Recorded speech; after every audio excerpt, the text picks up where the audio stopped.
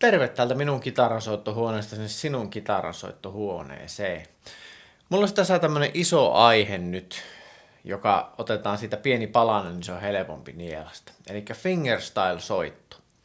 Ja se on sitä soittoa, mitä sä kuulet countrymusassa, folkmusassa, vanhassa rockabillyssä. Esimerkiksi J. Karjalainen soittaa Hän-biisissä ja Väinönkin taustalla kuulee tämmöistä fingerpikkausta. Sitten siinä hänen uudessa biisissä oli myöskin siinä Kaunis Mary Ann on soitettu sillä tavalla. Eli tässä on kysymys semmoista asiasta, että plektran sijaan aletaankin soittaa täällä oikealla kädellä käyttäen näitä sormia. Joskus tätä stylia kutsutaan myös Travis pickingiksi ja on totta kai, tämä on vain yksi fingerstyle eli sormisoittotyyli, että on tosi paljon erilaisia, mutta keskitytään nyt tähän Travis pickingiin, joka on semmoinen hyvin yleinen fingerstyle-tyyli. Pop-musassa myös. Ja tätä soitetaan joskus sillä, että on plektra ja sormet käytössä. Ja joskus on peukaloplektra, mutta me soitan tämän sormilla. Ja Hurricanesin My Only One on nyt siis työn alla, mikä mulla oli tuolla shortsien puolella. Soitetaan se paloissa, rauhallisesti. Minä näytän ne kaikki osat siitä ja pistän tabulatuuri tuohon näkyviin, niin pääst kokeilemaan itse. Pyssäytä välillä tämä video.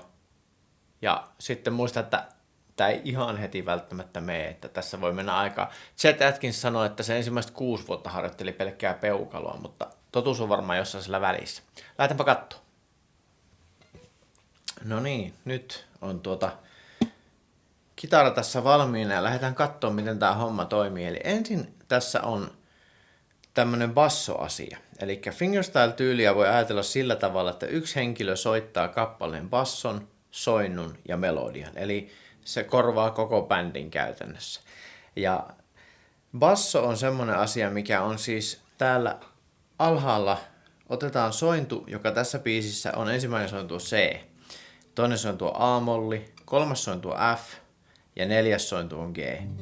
Ja otetaan ne otteet sillä tavalla, että C normaalisti, tässä voisit pysäyttää taas video, A-molli. Sitten F otetaan sillä tavalla usein tässä tyylissä, mun J. Karjalainen soittaa, että sillä on peukalo painaa täältä tämän F:n. A-kieltä, eli toisiksi paksunta kieltä ei soita ollenkaan. Ja sitten F on tästä tällä tavalla, eli tämmönen portaat täällä. Tää on niin se barre ja F, mutta tästä on jätetty ääniä pois.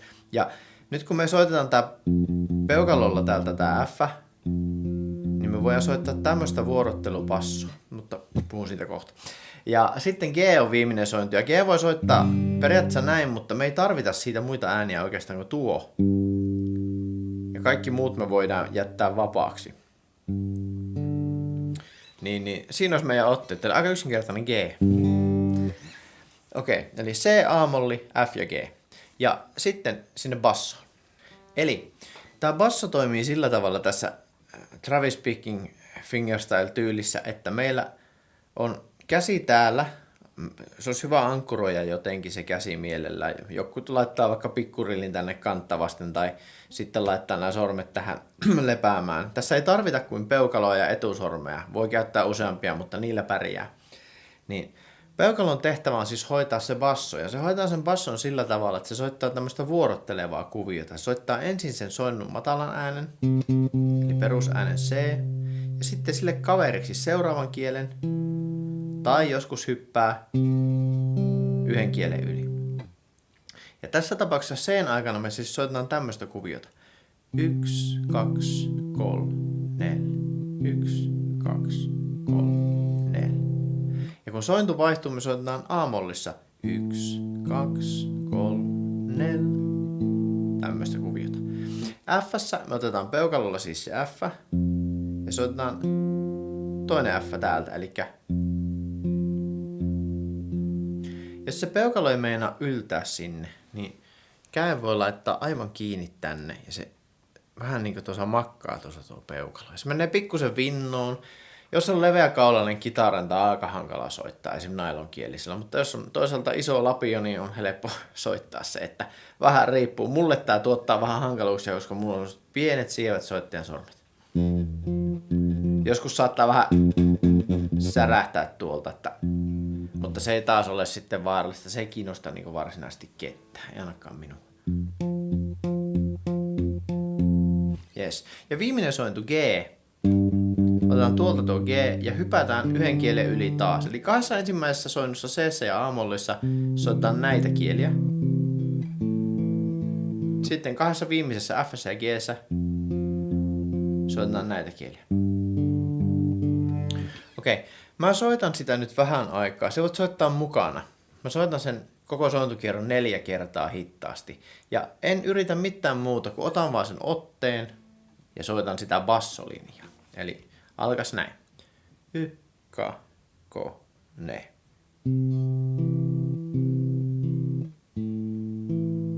Ja sitten F. Ja G. Ja uudestaan. Ja F. Ja G. Ja tää on helppo sointukierto opetella ulkoa. Tää on niin sanottu akuankkakierto.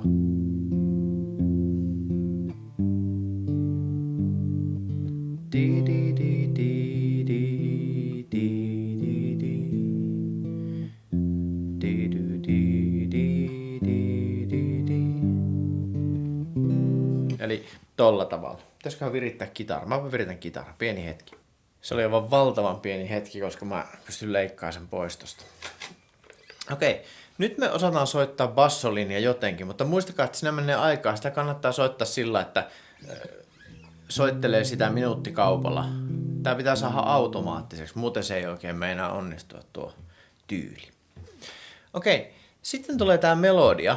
Ja tää melodia on sillä tavalla, että mä oon kirjoittanut, että soita melodia oikean käden etusormella. Eli kun me peukku hoitaa sen basson, niin silloin meillä täällä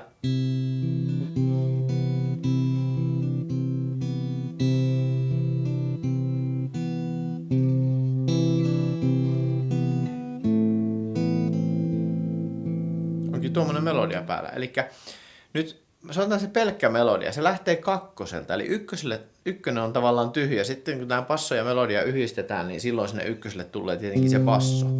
Mutta nyt se on ihan tyhjä. Ja etusormella jos soittaa, niin tämä asteikko löytyy. Kannattaa opetella C-duuri-asteikko, joka on siis täällä.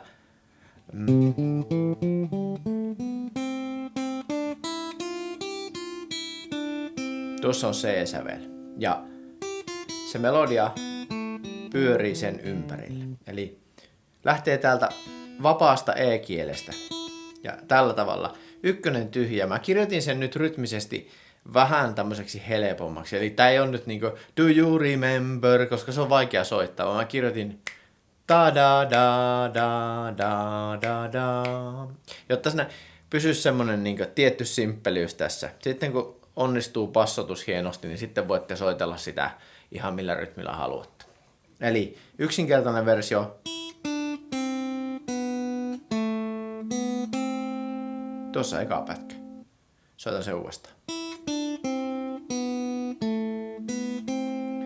Nyt kannattaa pausata video ja sitten kun tuo menee, niin menee eteenpäin. Seuraava melodia, sama rytmi.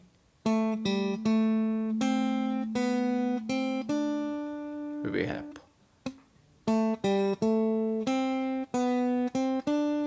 Voitte laittaa vaikka peukalon tänne johonkin kielelle lepäämään ja sitten soittaa sitä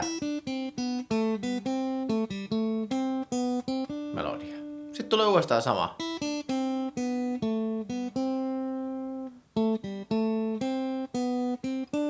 Eli oikeasti tuossa joko 2 erilaista melodiapätkää, jotka sitten toistuu. Ja sitten kun tää menee sille ulkoa,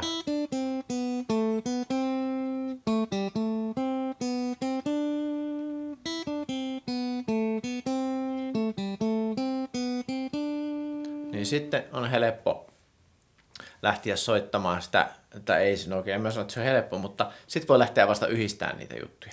Ja hoks huom. Nyt se voit palata alkuun tässä videossa ja sen äskeisen bassolinjan päälle soittaa tuota da da da da da da da. Siellä on vähän niin kuin backing track nyt valmiina. Ja mä soitan nyt tämän melodian sillä tavalla, että voitte soittaa itse sitä bassoa tämän päälle. Mä lasken 4 ja basso alkaa siitä ja mä soitan sitä melodiaa. Y, K, K, N, Y.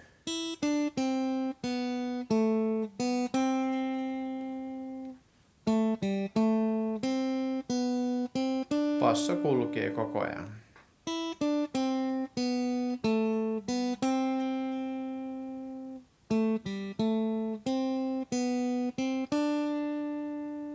Näin. Ja tätä voi soittaa vaikka akustisella kitaralla, se saattaa soundata aika hyvältä tähän. Mulla on nyt tää sähkis tässä, koska mä jotenkin tänään soittanut tällä koko päivän, niin mä voin soittaa tällä. Alright, kannattaa valita sellainen kitara, missä on kapea kaula. Mennään eteenpäin, eli seuraava osa yhdistetään se peukalo ja se melodia. Kolmas osa ja tärkeä osa, tässä osassa me saadaan siitä soitosta sen kuulosta, että se on sitä fingerstyle-soittoa. Eli meidän täytyy nyt katsoa sitä tabulatuuria aivan rauhassa, mä laitan sen tuohon nähtäviin. Kun te katsotte tuota tabulatuuria ja myös tuota nuottia tuossa, vaikka ette ymmärtäisi nuotista yhtään mitään, niin siitä voi yrittää ymmärtää seuraavanlaisen asian, että ne nuotit, missä varsi on alaspäin, vastaan noita tabulatuurin matalimpien kielien ääniä, niin se on se peukalo. Ja kuten huomataan, niin se peukalo liikkuu koko ajan siellä 3, 2, 3, 2, 0, 2, 0, 2, 1, 3, 1, 3, 0, 3, 0, 3, 0 ja niin edelleen. Ja siellä ylhäällä nuotin varret ylöspäin on melodia. Eli 1, 2, 3, 4, 1, 2, 3, 4. Ja nyt meidän täytyy ruveta miettimään sitä, että kun soittaa fingerstylea, niin se on useimmiten niin, että teidän peukalon kanssa joko yhtä aikaa soitetaan joku ääni sillä etusormella, tai sitten sinne kahden peukalon lyönnin väliin, eli eri aikaan. Ja nyt tässä ensimmäinen, jos katsoo tuota nuottia, niin ensimmäinen ääni on pelkkä peukalo. Se on se ykkönen. Mitään ei tapahdu siellä yläkerrassa. Eli on niinku. Mutta sitten kakkosen aikana tapahtuu paljonkin, eli soitetaan toisen peukalon kanssa yhtä aikaa 0, ja sitten vielä siihen perään soitetaan tuo kolmosväli, eli pikkurilli ottaa täältä sen. Kuulostaa tältä. Ja voi ajatella ta ti ti, koska siinä on ta on tuommoinen yksinäinen nuotti ja titi on nuo 2 nuottia tuolla ylhäällä, mikä on varrella sidottu toiseen. Tässä lukee ta titi ta ta. Ta, titi, ta, ta. Ja nämä ta ja titi ei ole siis pelkästään tuolta musiikkileikkikoulusta tuttuja, vaan nämä on myös sopii tämmöiseen aikuisten musiikkileikkikouluun. Eli voi ihan oikeasti käyttää hyödyksi tommosia sanoja kuin ta ja titi ymmärtääkseen tuota rytmiä, mikä tuossa on. Mutta mä soitan sen nyt hitaasti. Eli osa melodiasta osuu peukalon kanssa ja osa melodiasta osuu peukalon lyöntien väliin.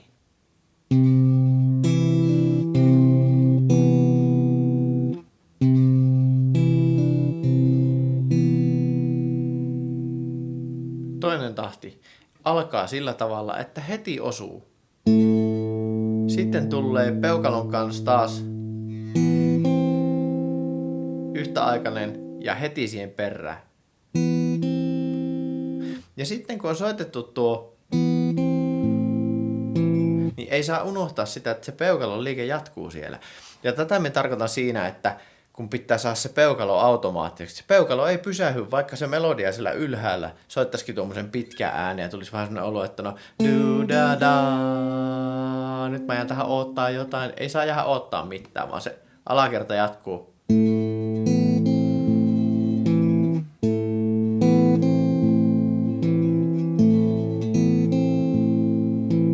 Eli siinä eka tahti ja toka tahti.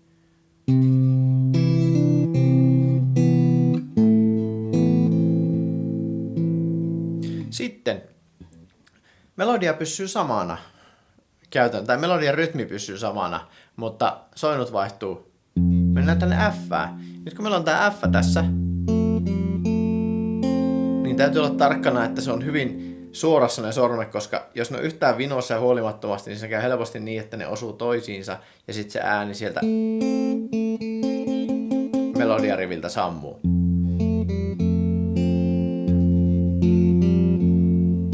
Ja Ja tää on samanlainen rytmi kuin siinä alussa, että ykkösellä on vaan se basso. Sitten tulee.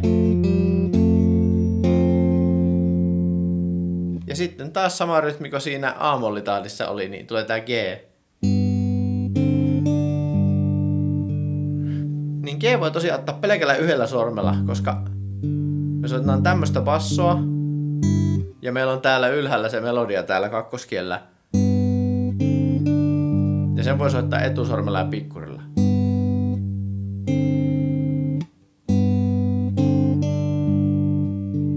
Näin. Eli jokainen tahti kannattaa käydä tuolla pikkupätkissä. Ja ihan rauhassa. Ja sitten se tulee sieltä. Mutta ensin se peukkuu automaattiseksi. Otetaan tähän loppuun vielä kevennyksenä pikkusen kertosa, että siinä on semmonen muutos, että se rytmi muuttuu nytten vähän erilaiseksi siellä melodiassa ja sointujen määrä muuttuu sillä lailla, että tulee aina 2 tahtia per sointu. Ja ennen kertosa, että tulee myöskin semmonen yksi ylimääräinen tahti G:tä, kun te olette soittanut C:tä, A:ta, sitten F:ää,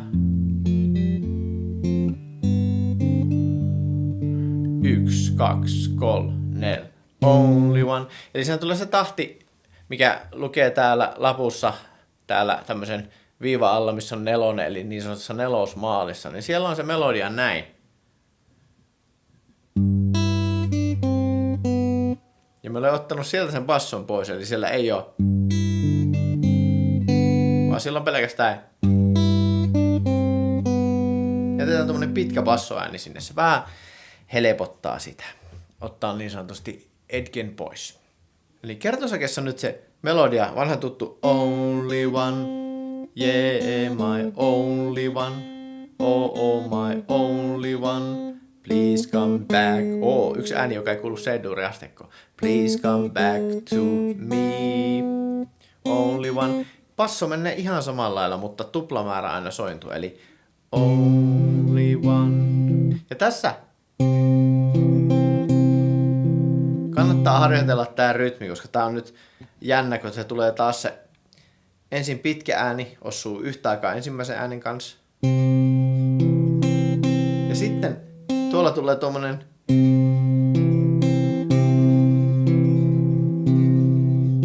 eikä only one.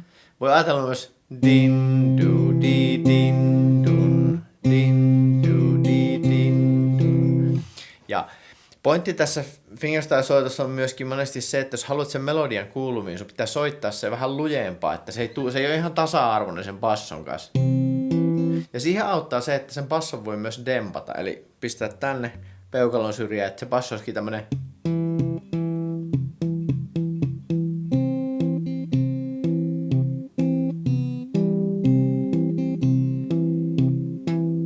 Saa vähän enemmän tommosen niin napseen sinne, mikä monesti vaikka tuossa rockabilly-hommassa niin voi olla ihan hyvä. Varsinkin jos on paljon kaikua. Eli siellä My Only Oneissa niin kertsi, kun soittaa Only One, niin sitten siellä tulee tämä Yeah my, niin täällä on C-paikoilla. Niin käydään soittamassa etusormella tuolta tuo kakkosväli kolmoskieleltä.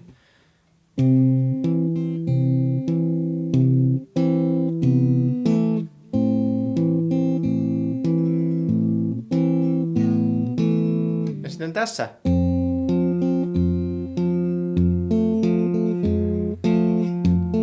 tulee tämmönen. Eli otetaan se F tuolta ja voi irrottaa sen etusormen sieltä, mikä tämä, kakkoskieleltä.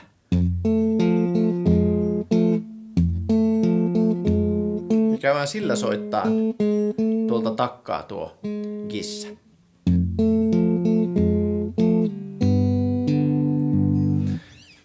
Ja vielä yksi asia lopusta. Eli tänne loppuun mä kirjoitin tämmösen lopetuksen. Tää on tämmönen jonkinlainen klassikko. Tulee tämmönen. Elikkä siellä tulee yhtä aikaa kaikki äänet. Sitten basso soittaa tämmösen nousun. Myös melodia soittaa nousun. Voi soittaa tämmöisillä sormilla kuin näettekö. Keskari ja pikkurilli, niin tuon 2. ja 3. tuolta.